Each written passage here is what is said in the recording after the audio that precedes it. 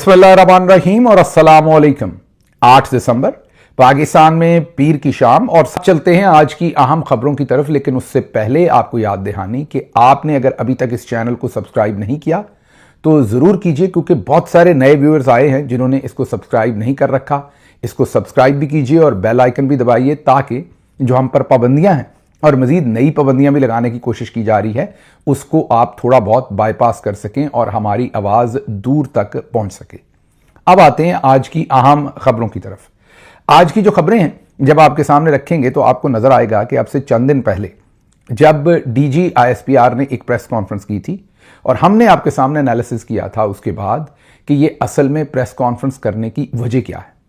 आज जो सारी खबरें आपके सामने रखेंगे उनसे आपको अंदाजा हो जाएगा कि वो जो साजिश थी वो अब एग्जीक्यूशन की तरफ बढ़ रही है। जो हमने तज्जिया किया था वो आपको एग्जैक्टली एग्जीक्यूट होता हुआ नजर आएगा। इस दफा ऑपरेशन बहुत बड़े लेवल पर जर्नल्स कर रहे हैं, बहुत सारे प्लेयर्स को इसमें इन्वॉल्व कर लिया है, अंदरूनी और बैरूनी भी। अब चलते हैं आज की पहली खबर की तरफ और वो है जीएचक्यू रावलपिंडी से, जहां पर आज एक तकरीब हुई जिसमें गार्ड ऑफ ऑनर, सलूट, सलामी सब कुछ दी गई chief of defence forces field marshal Asim Munir को। यह तो आपको पता ही है कि उन्होंने फॉर्म 47 के सिस्टम में से एक तरमीम करवाई और फिर उस तरमीम में से निकला उनका यह नोटिफिकेशन रिटायरमेंट के 6 से 7 दिन के बाद, और उन्हें 2 नए ओहदों पर दूसरी बार रिटायरमेंट के बाद अपॉइंट किया गया, चीफ ऑफ डिफेंस फोर्सेस और चीफ ऑफ आर्मी स्टाफ। आज जब यह तकरीब की वीडियो जारी की गई तो वहां पर आसिम मुनीर खड़े थे, उनके लेफ्ट पर जो हैं वो एयर चीफ खड़े थे, उनकी राइट पर नेवल चीफ खड़े थे। जाहिर है दोनों को इसलिए खड़े करना था कि ये जो मौजूदा नया सिस्टम उन्होंने डिजाइन किया है इसमें एयरफोर्स को भी अपने नीचे ले लिया है और नेवी को भी ले लिया है, तो डिस्प्ले तभी होना था अगर ये दोनों वहां मौजूद होते। तो वो भी दोनों मौजूद थे और आसिम मुनीर साहब को सलामी दी गई, गार्ड ऑफ ऑनर दिया गया, उन्होंने दस्ते का मुआयना किया और इसकी वीडियो फुटेज जारी की गई। एक तरफ जब यह हो रहा था तो दूसरी तरफ जो बड़ी साजिश है, बड़ा प्लान है, उसको एग्जीक्यूट कर दिया गया है, उसे रोल आउट कर दिया गया है। अब इसके ऊपर तफसील के साथ आपको बताते हैं कि क्या कुछ हो रहा है। सबसे पहले तो जो पहली चीज है वो लंदन का दौरा। हाल ही में आपने सुना कि मोहसिन नकवी साहब लंदन में हैं और कुछ लोगों ने कहा कि वो आदिल राजा को वापस लेने जा रहे हैं, कुछ ने कहा कि वो शहजाद अकबर साहब को वापस लेने जा रहे हैं। हमने आपको पहले दिन बताया था कि ऐसा कोई मजाक नहीं है, ये खबर ऐसे ही कोई दीवाना तो छोड़ सकता है, कोई बेवकूफ़ आदमी तो ये खबर दे सकता है, इसका रियलिटी से कोई लेना देना नहीं है। आपको ये बताया था कि अभी तक 3 लोगों को पहले पाकिस्तानी हुकूमत बरतानिया से मांग चुकी और एक उनमें अल्ताफ़ हुसैन साहब हैं, फिर नवाज शरीफ साहब हैं और फिर इसाक डार साहब हैं। तीनों को उन्होंने नहीं दिया और मैंने उस दिन भी बताया था कि ये कोई ख़ास मोहब्बत उन शख्सियात के साथ नहीं होती बरतानिया को, ये उनका जो अपना एक वर्ल्ड ऑर्डर है उसके अंदर उनकी जो प्रेजेंस है उसको बरकरार रखने के लिए वो लोगों को इस तरीके से, जो ऐसे मुल्क हैं जो उनसे कम ताकतवर हैं, वो उनकी फिर अपने बराबर की हैसियत मान लेंगे अगर इस तरीके से लोगों को बेदखल कर दें और उन तक पहुंचा दें। हाँ, अगर कोई छोटा मोटा आम पाकिस्तानी हो, मतलब कि सियासी आदमी ना हो, उसे कोई जुर्म किया है तो उसको शायद वापस दिया जा सकता है, लेकिन जहां भी कोई भी फौजी नौयत या सियासी नौयत का शख्स आ जाएगा तो बरतानिया उसे वापस नहीं करेगा। तो फिर आप सोच रहे होंगे कि ये मोहसिन नकवी वहां क्यों गए। आपको बता देते हैं। जब ये नोटिफिकेशन रुक गया, अब मैं नाम कम लूंगा, समझना आपने ज्यादा है और उसकी लीगल रीजंस होती हैं नाम ना लेने की, कोई डर नहीं होता, क्योंकि अदालतों के चक्कर काटेंगे तो फिर आपको खबरें कब देंगे। तो आप माशाल्लाह सब समझदार हैं, आपने थोड़ी कहीं को ज्यादा समझ लेना है। तो जब फील्ड मार्शल साहब का नोटिफिकेशन फंस गया और किसी तरफ नहीं जा रहा था, तो ये तो आपने देख लिया कि कॉमनवेल्थ ने भी इस पूरे सिस्टम को सपोर्ट किया। आप सबके सामने है कि वो रिपोर्ट रोक दी गई थी बार बार उनको कहने के, और फिर ड्रॉप साइड ने कौन सी रिपोर्ट, जो इलेक्शन के अंदर धांधली की रिपोर्ट थी और कॉमनवेल्थ के ऑब्जर्वर्स ने लिखकर जमा करवा दी थी। 1.5 साल कॉमनवेल्थ उसे दबाकर बैठी रही। कॉमनवेल्थ मतलब आप बरतानिया ही समझे, उसे उन्हीं का एक इदारा है। तो 1.5 साल के बाद ड्रॉप साइड जो अमरीकी जरीदा है उसने उसे छाप दिया। छापने के भी 1 महीने के बाद फिर शर्म आई कॉमनवेल्थ को और उन्होंने वो रिपोर्ट छापी। माशाल्लाह से जो यूरोपीय यूनियन है उन्होंने तो अभी तक बेबहा कोशिशों के बावजूद वो रिपोर्ट नहीं छापी और कहा कि इससे जो हमारे मफादात हैं उस खित्ते में, जो पाकिस्तान के साथ जुड़े हुए यूरोपीय यूनियन के मफादात हैं, उनका नुकसान होगा। इसलिए वहां जो जमहूरियत के ऊपर डाका मारा गया है, हमने उस रिपोर्ट को जारी नहीं करना। तो ये बैकग्राउंड तो आपको पता है। तो आप दूसरे लफ्जों में यह भी समझ लीजिए कि इस सिस्टम का कोई ना कोई कहीं ना कहीं जामन मौजूद है।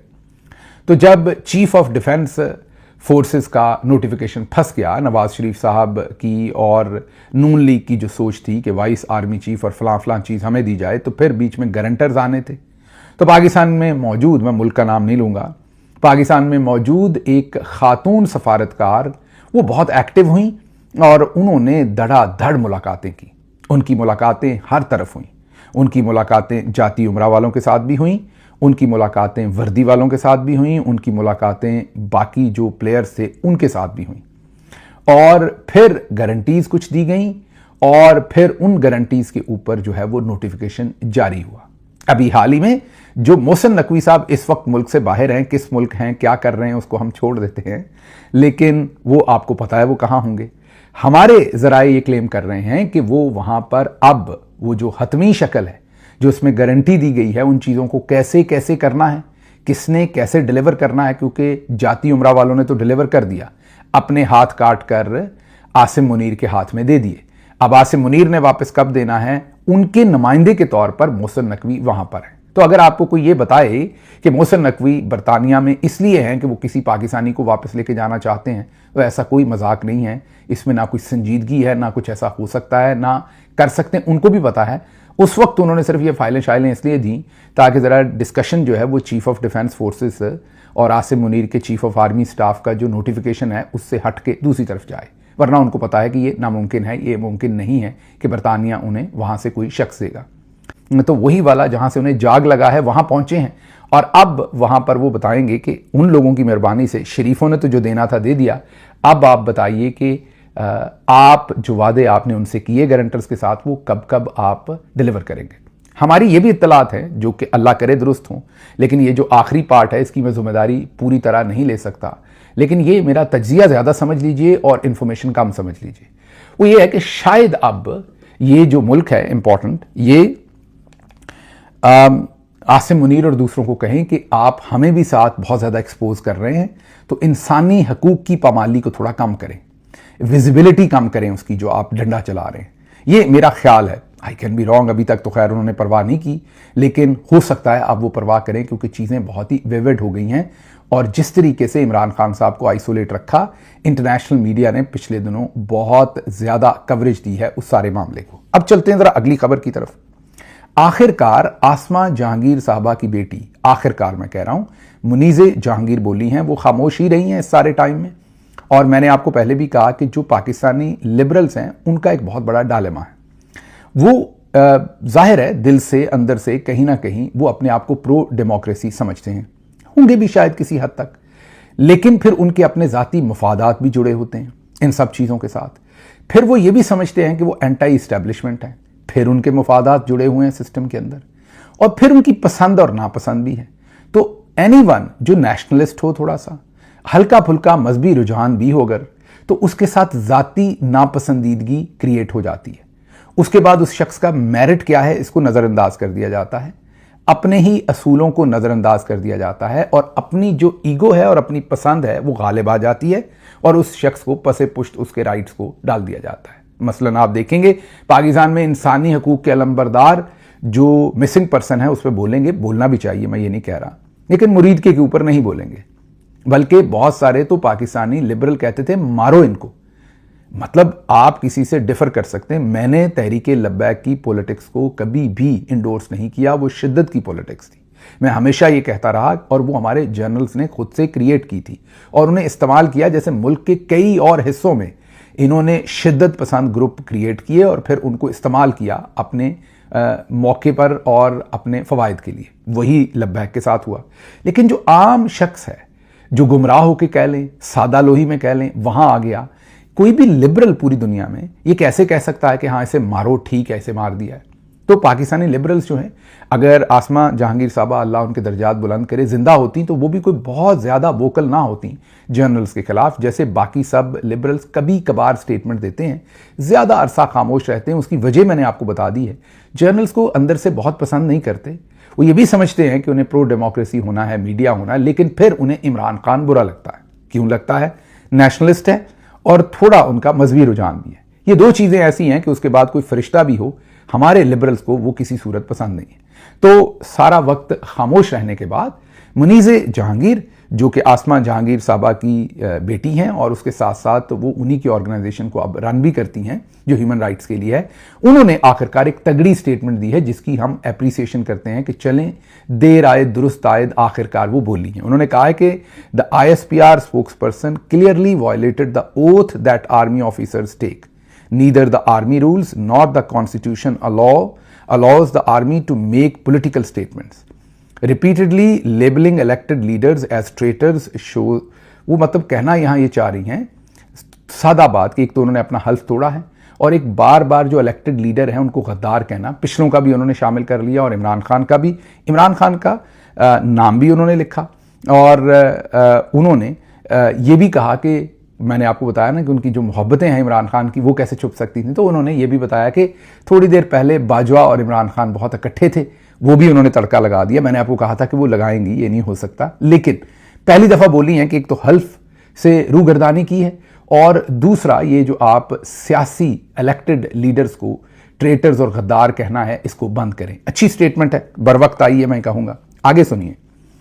आगे अब वो जो एक DG ISPR की प्रेस कॉन्फ्रेंस थी उस पर हमने तज्जिया करके आपको बताया था कि ये असल में डरा धमका कर अब माइनस इमरान खान करने का एजेंडा है। आपको याद होगा जब ये मैंने बात आपको बताई थी।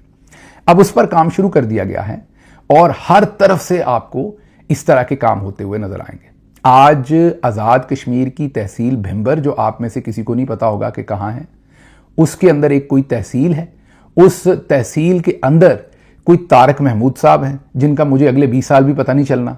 मैं उनकी कोई तहकीर नहीं कर रहा, लेकिन वो बिल्कुल लोअर लेवल काउंसलर के लेवल पर इलेक्शन लड़ते होंगे पाकिस्तान तहरीक इंसाफ का। बिल्कुल मैं उन्हें नहीं जानता, ना कभी मेरा ख्याल अगले 20 साल भी मैं रहता तो उनको ना जानता कभी भी। पार्टी का बिल्कुल जो अगर आप कहें कि 2 लाख लोग हैं तो जो बिल्कुल वर्कर का लेवल है उसके ऊपर जाके वो पॉलिटिक्स करते हैं। कोई मेजर रिटायर्ड तारक महमूद साहब हैं, जाहिर है उन्हें धमकी शमकी लगाई होगी, आपकी पेंशन वेंशन जब्त कर लेंगे। आज उन्होंने ऐलान किया है कि वो PTI से अपनी राहें जुदा कर रहे हैं। अब ARY और दूसरे चैनल्स ने इसको ये बड़ी करके खबर लगाई कि PTI को एक अहम ओहदेदार ने छोड़ दिया। अब मैंने सोचा पता नहीं कितने बड़े लीडर ने छोड़ दिया PTI को। कोई शाह महमूद कुरैशी साहब की अंदर से स्टेटमेंट आ गई है, कोई यास्मीन राशिद की आ गई है, कोई और उमर चीमा की आ गई है, वो तगड़े हमारे जो लीडर्स हैं उनकी स्टेटमेंट आ गई है। जब उस खबर को खोला तो खोदा पहाड़ अंदर से निकला तारक महमूद साहब जो रिटायर्ड मेजर हैं और हमारे बहुत ही लोअर लेवल पर भिंबर में कहीं पॉलिटिक्स कर रहे हैं। तो ये डेस्परेशन है। अब जाहिर है लोग इस बात के ऊपर हंसेंगे, जो उस खबर को पढ़ेगा उसकी हंसी निकलेगी। एक तो ये पढ़े लिखे नहीं, ऊपर से कोशिश नहीं करते। उसको अगर सादा ये लिखा होता कि ग्रास रूट लेवल पर, खबर अगर ऐसे बनाते ये कि ग्रास रूट लेवल पर लोगों ने PTI को छोड़ना शुरू कर दिया तो शायद लोग कम हंसते। अहम ओहदेदार ने PTI को छोड़ दिया और मजे की बात वो इस वक्त तहसील सदर भी नहीं है, कभी शायद पहले थे। तो ये एक तो डेस्परेशन है एक तरफ। अब जरा आगे चलिए।